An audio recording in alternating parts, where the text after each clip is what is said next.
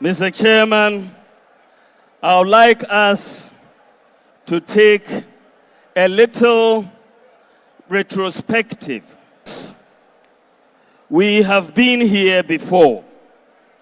You will all remember that when President John Agyekum Kufuor took over the reins of government in 2000, he was handed a HIPC economy, an economy that could not pay its bills. And this is the economy the MPP had to resuscitate. After 8 years of good, solid, economic management under the leadership of President Kufuor, Ghana's growth trajectory moved from a low to a high growth. We moved from an HIPC economy to an emerging market economy with frontier status. Our debt had become sustainable once again, and the economy was right on the trajectory for a major takeoff. This is when the NDC came in 2008 to make a case that they should be given the reins of government. In the 2008 campaign, I referred to the story of a mason who, in the middle of a construction of a house, who didn't understand the plan which was being built for this house, wanted this house to be given to him to construct. And I said, this will result in disaster because the mason didn't understand the plan and didn't have the competence to execute the plan. Well, the NDC won the election in 2008. And after 8 years, because we have growth in agriculture was declining, growth in industry was negative, interest rates were very high, the banking system was weak, and national health insurance had returned to cash and carry, and the healthcare emergency system was collapsing. We had 4 years of doomsday. Average annual electricity prices was 45% every year, averagely, under the NDC. People could not afford school fees for their children. Our finances, after 8 years of management, were in such a precarious state that we had to go back to the IMF. Taxes were imposed on everything, including condoms and cutlasses. There was a freeze on public recruitment. Teacher training allowances were abolished. This is the result of giving the job to a mason who doesn't understand the plan or who doesn't have the competence to execute the plan. Kukurudu. So, the people of Ghana listened to the MPP and Nana Addo Dankwa Akufo-Addo and handed over the reins of government to us after the 2016 general election. We told the people of Ghana that we are going to do 3 broad things. We are going to stabilize the economy, we are going to reduce the suffering of our people, and we are going to transform this economy into a modern, prosperous economy. This was our contract with the people of Ghana.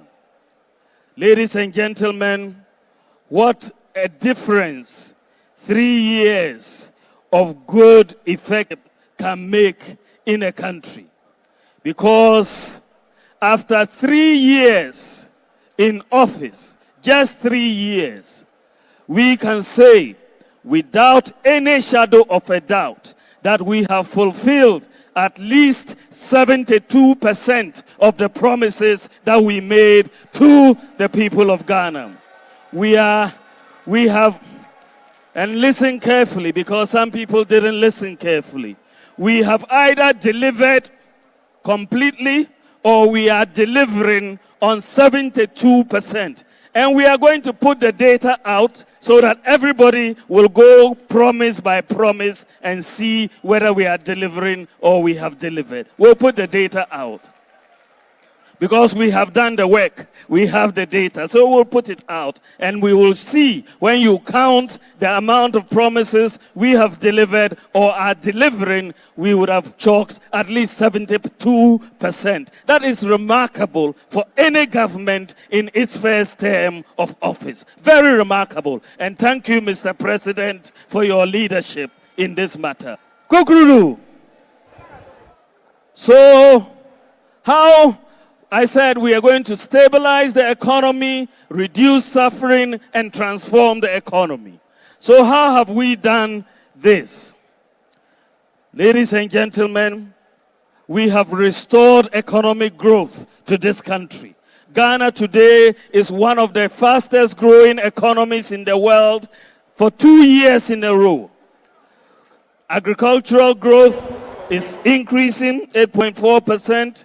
Industry growth has moved from negative to positive on the decline, about half what it was when interest rates are on the decline, and exchange rate depreciation has been tamed. I know our opponents want to say that we have not managed the exchange rate. Well, but they just are not reading the data. If you look at the data, you will know that the government of Nana Addo Dankwa Akufo-Addo, when you look at the annual average depreciation of the cedi, since 1992, our government is the second best performing. The first is Akufo during 2005 to 2008. So we have seen an average annual depreciation of our currency. When NDC was in power between 2013 and 2016, average annual depreciation was 18%. We had 8.7, you have 18%, and you are telling us we cannot manage it well. You must be joking. You must be joking. The fiscal deficit has come down. Trade balance is in surplus. Current account balance is improved. International reserves have increased. Our sovereign credit rating has gone up. All these are indicators that show that the health of the economy, the stability of the economy has been restored. So we've moved from there and we said, okay, we are stabilizing the economy. Now we want to reduce the suffering of our people. As we said when we came into 2017 and during the campaign, so many of our people were suffering. So many of our people were suffering across the board. And we said we will reduce that suffering. And thanks to the leadership of the President, Nana Addo Dankwa Akufo-Addo, we are reducing that suffering. How are we reducing that suffering? Is to build an economy that can create jobs and sustain jobs. We have recruited over 350,000 people and we are paying them. That is money in their pockets and that is reducing the suffering. If you are unemployed and you get a job, you will see the difference between those two states. So that is one way.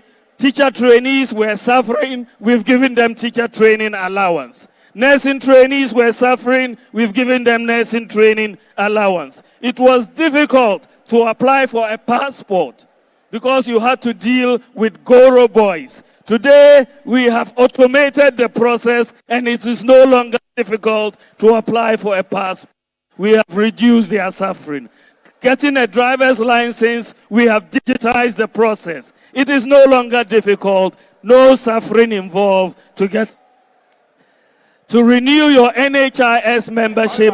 There is no suffering. You can sit at home, put it in your mobile phone, and you have renewed your NHIS. There's no suffering involved.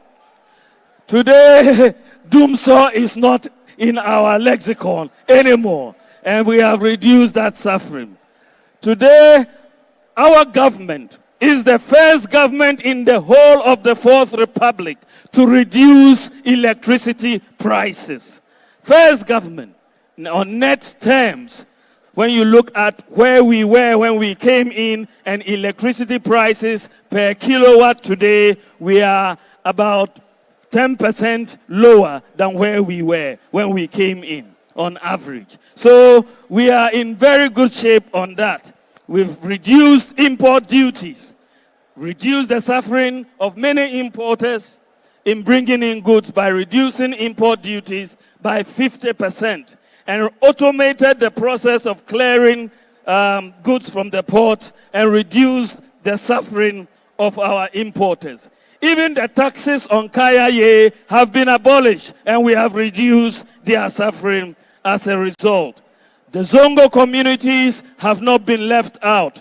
We are implementing policies through the Zongo Ministry and the Zongo Development Fund to provide much needed infrastructure in minutes to reduce their suffering. So the lack of ambulances is also being addressed by the President. We are introducing one constituency, one ambulance. And on January the 6th, the President will hand over 275 ambulances to 275 diseases. You to know that we are not just going to release the ambulances. We are going to manage them digitally. This will be the first national ambulance service that is going to do digital management of all the ambulances. We are going to track each ambulance so we will know, sitting in Accra, where each ambulance is in the country, where each ambulance is, and then we will follow the maintenance of the ambulances and make sure. And what, ladies and gentlemen, has also happened within just the last week is that the work that is ongoing to integrate the emergency number, the 112 emergency. If you are calling police or ambulance or fire service, you call 112. We brought that number when we came into office, 112. We have now completed the work to integrate this with our digital postal address, and that means that when you are in difficulty and you call an emergency number, police, fire service, or ambulance, they will know exactly the address from which you are calling this number starting next month. So sometimes you may have a problem. You can also call the police. They will know that there is an emergency taking place at this particular number, and they will come and get it. Ghana is one of the few countries now in the world with this technology in place. So, Mr. President, we've reduced suffering. We've reduced the suffering of a lot of parents by doubling the capitation grant. We are absorbing the WACC registration fees, and we are absorbing the fees for postgraduate medical training. And we have also restored research allowances. We are relieving the pain of sickle cell sufferers through the introduction of a drug like hydroxyurea. We are able people for our toll booths. 50% of our toll booths are manned by disabled people. I could go on, but the point is that we have implemented social interventions that have reduced the suffering of our people. I have challenged the NDC. They should give us one Bakupe in their 8 years. 8 years of government. They should give us one social intervention they implemented to reduce the suffering of our people. They have not been able to be the Social Democratic Party. So we have fulfilled our promises. We've stabilized the economy. We have reduced suffering. We haven't eliminated suffering. We will still continue to do more. We haven't eliminated it. But we can say that under the leadership of Nana Addo Dankwa Akufo-Addo, we have kept to our promises and to reduce the suffering of our people. The third element of what we have promised the people is to transform the economy. We have been embarked on this. The basic pillars of this transformation are in agriculture, industry, digitization, and infrastructure. The Planting for Food and Jobs program has been a major success. As has been said, today many staples, maize, cassava, plantain, we are not importing anymore because the policy has worked. And we hope by the grace of God in a few years we will no longer eat chicken. And that is where we are going with it. So agriculture as a main pillar has been very important. And what I want you to know is that we came into government with a plan. In fact, Mr. President, I went back to our notes in 2015 to review the things we said we wanted to do in 2015. And I'm telling you, what we are doing are those things that the president said we should do way back in 2015.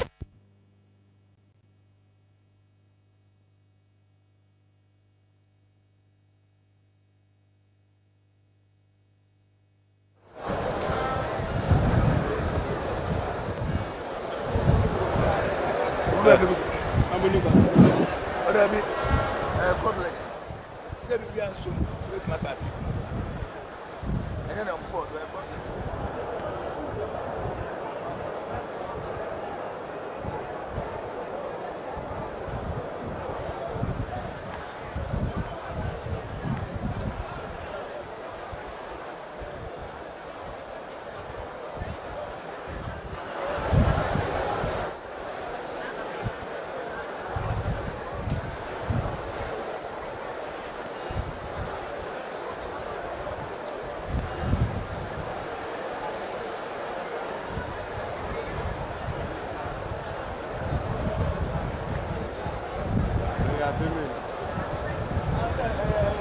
electronically, anything can happen. Come forth.